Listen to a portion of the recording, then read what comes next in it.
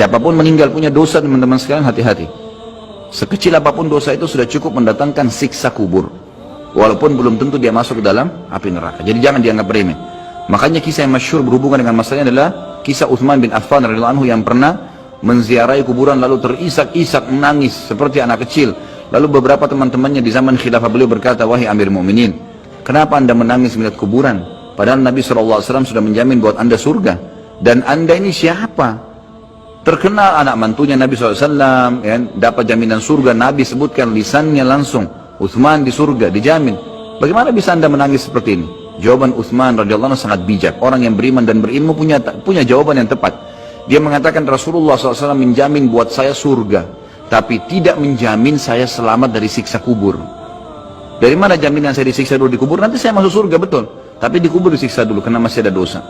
Maka pemahaman yang dikeluarkan oleh para ulama tentang tadi saya bilang, dosa itu sekecil apapun sudah cukup untuk membuat adanya siksaan, gitu kan? Itu karena pernyataan Utsman bin Affan yang menyebutkan statement tadi, gitu kan? Jadi kita harus memahami poin ini, teman-teman sekalian. Makanya jangan pernah tunda minta maaf sama orang. Jangan pernah tunda mengembalikan haknya orang lain. Jangan pernah menganggap remeh dosa-dosa kecil. Tidak boleh sama sekali. Karena kita akan lihat nanti, salah satu penyebab azab kubur adalah tidak cebok pada saat kencing. Masalah kecil yang dianggap kecil oleh orang, gitu kan? Banyak orang anggap remeh. Maaf, banyak saudara-saudara kita yang membawa taksi, kendaraan umum di luar sana, kemudian kadang-kadang kita lihat di pinggir jalan kebelet kencing, main mampir sembarangan saja, ya, kencing sembarangan, tidak membersihkan dirinya. Ini berbahaya, penyebab azab kubur. Kata ulama, kalau kencing saja itu sudah menjadi penyebab, bagaimana dengan buang air besar? Bagaimana dengan orang junub tidak mandi? Bagaimana dengan hal-hal yang lebih besar lagi, gitu kan? Karena memahami hukum-hukum syari seperti ini, kalau hal yang kecil saja dilarang, berarti hal yang besar lebih pantas untuk dilarang. Kalau hal kecil saya mendatangkan azab, berarti hal yang lebih besar lebih pantas mendatangkan azab. Jadi harus hati-hati, gitu kan? Kalau amal ibadah kecil kita kerjakan sudah besar pahalanya, bagaimana dengan amal yang wajib misalnya, atau amal yang besar yang kita kerjakan? Kalau umrah fadilahnya besar, berarti haji lebih besar. Kalau sholat sunnah besar, tahajud, maka sholat 5 waktu lebih besar pahalanya, dan seterusnya. Jadi poin-poin ini dalam mukaddimah kita harus difahamin baik-baik, gitu kan? Terutama yang terakhir saya ucapkan tadi, hati-hati teman-teman sekalian. Saya juga tahu diri saya pasti punya salah, tapi saya mengajak diri saya dan jemaah sekalian untuk beristighfar kepada Allah, bertaubat. Jangan tunda pengembalian haknya orang lain, meminta maaf kalau punya kesalahan. Jangan tunda-tunda, jangan bilang nanti Idul Fitri baru saya minta maaf. Nggak ada perintah dalam agama seperti itu. Sebelum pejamkan mata nanti malam minta maaf semua. Dan orang cerdas adalah orang yang tidak menyiapkan musuh pada hari kiamat. Hati-hati. Jangan siapkan musuh siapapun dia. Maka harus ini, ya, kembalikan semua hak-hak orang, minta maaf. Kalau pernah mengambil barang orang yang tidak jelas, kembalikan. Kalau tidak, sedekahkan sejumlah itu. Semua selesaikan. Jangan ada masalah. Ya, jangan pernah ada masalah. Jangan siapkan musuh. Imam Bukhari rahimahullah pernah berhenti berburu hanya karena meleset anak panahnya kena pagar tetangganya, gitu kan?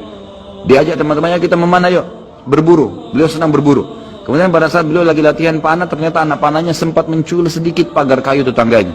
Lalu dia panggil gulamnya, gulam ini kayak pembantunya, sampaikan ke teman-teman saya kalau saya tidak jadi memanah, saya tidak jadi berburu, dan sampaikan kepada tetangga kalau Bukhari minta maaf. Muhammad namanya tentu, Muhammad minta maaf, gitu kan? Sampaikan dan siap mengganti pagar yang rusak itu. Begitu pembantunya Imam Bukhari datang ke tetangga tersebut lalu berkata, ya, Syekh Imam Bukhari menyampaikan maaf karena pagar Anda tercul, diperlihatkan. Lalu tetangganya tersenyum dan berkata, jangankan pagar saya, rumah saya semua buat Imam Bukhari. Saya tidak perhitungan dengan masalah itu. Waktu pembantunya Imam Bukhari kembali ke rumahnya, apa yang terjadi? Lihat orang soleh dan orang beriman, tahu dan yakin dengan adanya siksa dan azab kubur, tahu ada akhirat dan hisab. Maka apa yang terjadi? Imam Bukhari sujud syukur kepada Allah, kemudian bersedekah sekian ribu dirham, hanya karena tidak jadi ada musuh dari tetangga yang dia cuilkan pagarnya.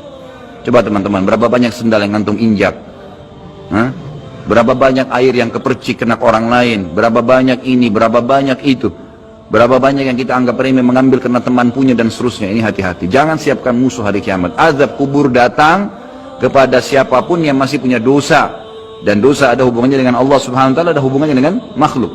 Kalau berhubungan dengan Allah azza wa jalla, kita bertaubat kepada Allah. Allah maha pemurah. Dia akan terima taubat hamba-hambanya asal ikhlas. Tapi dengan makhluk nggak bisa, mencuri, menggunjing, memfitnah, ya, mengambil, memakan, ya, merusak namanya orang lain. Ini nggak boleh. Ini harus selain taubat kepada Allah, meminta maaf kepada orangnya. Nah, ini tidak boleh ditunda ini. Nggak ada gengsi di sini.